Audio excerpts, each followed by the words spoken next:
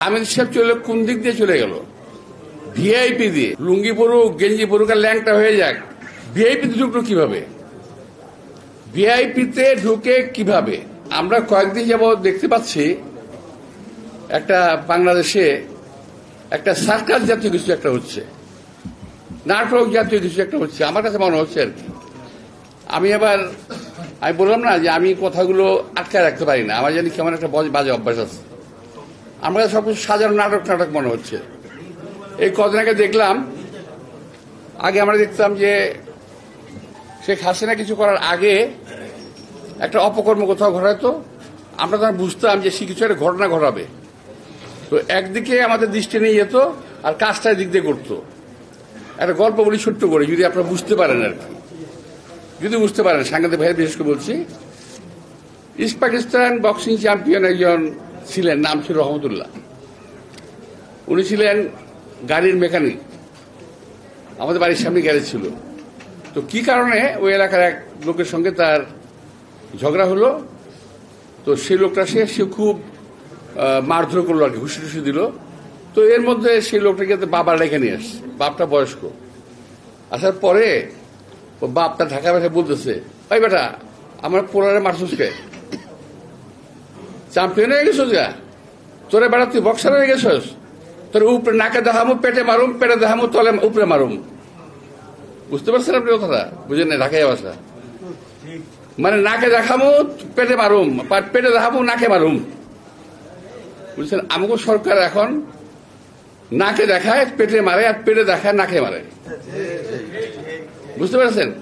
দেখেন হামিদ সাহেব চলে গেল, কি সুন্দর। হামিদ সাহেব চলে কোন দিক দিয়ে চলে গেল? ভিআইপি দিয়ে। পত্রপত্রিকা দেখলাম উনি নাকি গেঞ্জি পরে, লুঙ্গি পরে, মাস্ক পরে ভিআইপি দিয়ে গেছে। ভাই লুঙ্গি পরুক, গেঞ্জি পরুক আর ল্যাংটা হয়ে যাক, ভিআইপিতে ঢুকলো কিভাবে? ভিআইপিতে ঢুকে কিভাবে? যদি একান্ত পরিচিত না হয় কিংবা সেই ভিআইপি লোক না হয়, সেই ভিআইপি ট্রিটমেন্ট নিয়ে এয়ারপোর্ট দিয়ে পার হয়ে গেল। আমার সরকার বলে কিছু জানি না। 622 জন আওয়ামী লীগের লোক পার হয়ে গেল, এই সরকার বলে আমরা কিছু জানি না। জানেন কি? এই জানাটা খুব দরকার। আপনারা কি জানেন? এইটা আমাদের জানা দরকার। কি জানেন আপনারা? কিছুই জানেন না। ঢালাইয়ের সেরা প্রিমিয়ার সিমেন্ট। তো এখন সেদিক থেকে নজর ফেরানোর জন্য আরো জানি কি ঘুরতেছে, আমার খুব সন্দেহ হচ্ছে আরো জানি কি ঘুরতেছে। নইলে শাহবাগের এই নাটক কেন হঠাৎ করে?